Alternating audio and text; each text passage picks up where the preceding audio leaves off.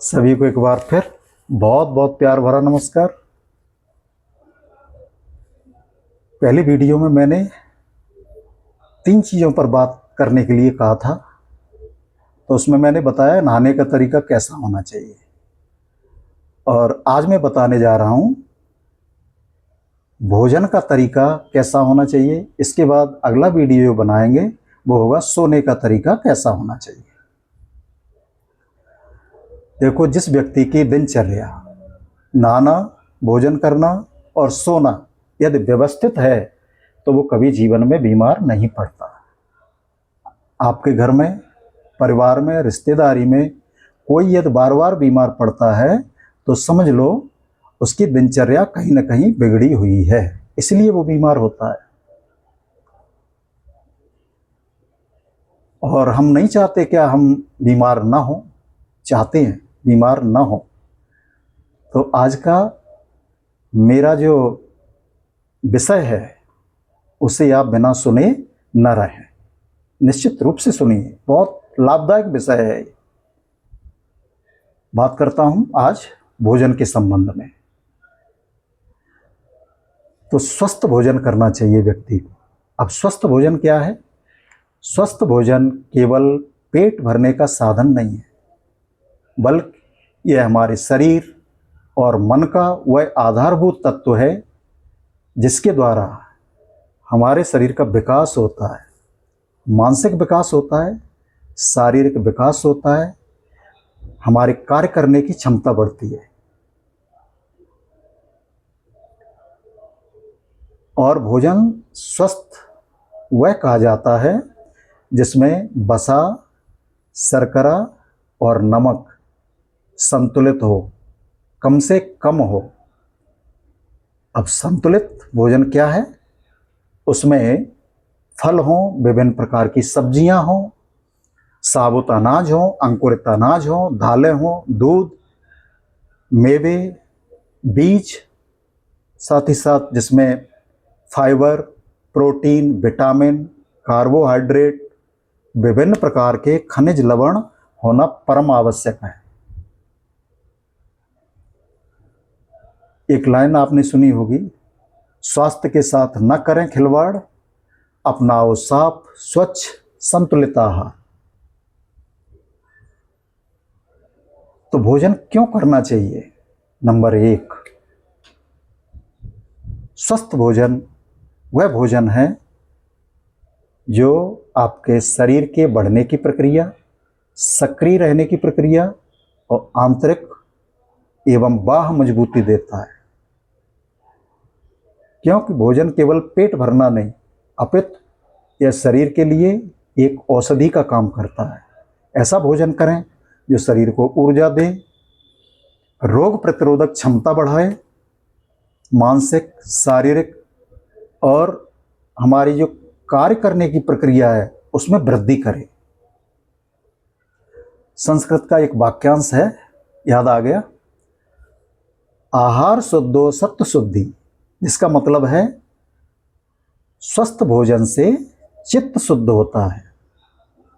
सत्व शुद्धि का अर्थ है सात्विक शुद्धि वाला भोजन करें, क्योंकि जैसा खाओगे अन्न वैसा बनेगा मन।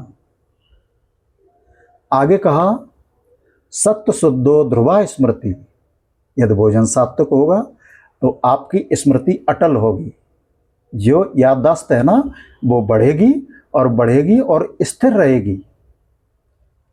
फिर कहा स्मृति लंबे सर्वग्रंथि नाम विप्रमोक्षा, जब स्मरण शक्ति दृढ़ होगी फिर सभी ग्रंथियां खुल जाएंगी। राग, द्वेष, अस्मिता, क्रोध, भय, ये सब आपसे दूर हो जाएंगे। फिर क्या होगा? फिर आपके लिए मोक्ष का द्वार खुल जाएगा। अब आते हैं भोजन बनाने के नियम। तो भोजन जो बनाने वाला है वो पवित्र अवस्था में होना चाहिए, साफ सफाई का ध्यान रखना चाहिए उसको। नंबर 3, बनाते समय प्रसन्न मुद्रा होनी चाहिए उसकी, बनाने में कुशल हो। नंबर 4, भोजन बनाने में कुशल हो, उसे ज्ञान हो कि कितना नमक डालना है, कितना पानी डालना है और कौन सा भोजन हमारे परिवार के लिए अच्छा रहेगा। भोजन बनाते समय क्रोध बिल्कुल ना करें। बनाते क्या, क्रोध तो कभी नहीं करना चाहिए। भोजन स्वादिष्ट और पौष्टिक हो। दक्षिण दिशा की तरफ मुंह करके भोजन न बनाए, शास्त्रीय मर्यादा के अनुसार। अब बताते हैं भोजन करने की विधि। आजकल देखा होगा लोग शादियों में, पार्टियों में जाते हैं, खड़े खड़े भोजन कर लेते हैं। ऐसा भोजन कभी हमारी ऊर्जा नहीं बढ़ा सकता। ये सिर्फ पेट भरना है। सिस्टम जो आज का बिगड़ा हुआ है वो जरा ठीक नहीं है। भोजन करने का जो तरीका है तो घर पे तो हम ठीक रख सकते हैं। तो भोजन जैसे ही सामने आए तो सबसे पहले तो मैं बताऊं कि हाथ पैर धो करके भोजन पे बैठना चाहिए। पहले हाथ पैर धो लें, दूसरा जमीन पर बैठ करके भोजन करें। अगर जमीन भी नहीं है तो खड़े खड़े भोजन कभी ना करें। इतना तो कर सकते हैं हम लोग। भोजन जैसे ही आए पहले भोजन को प्रणाम करें। नंबर 3, अच्छी तरह चबा चबा करके खाएं। शांति से, एकाग्रता से भोजन करें। भोजन एक यज्ञ है, यज्ञ समझ के भोजन करें।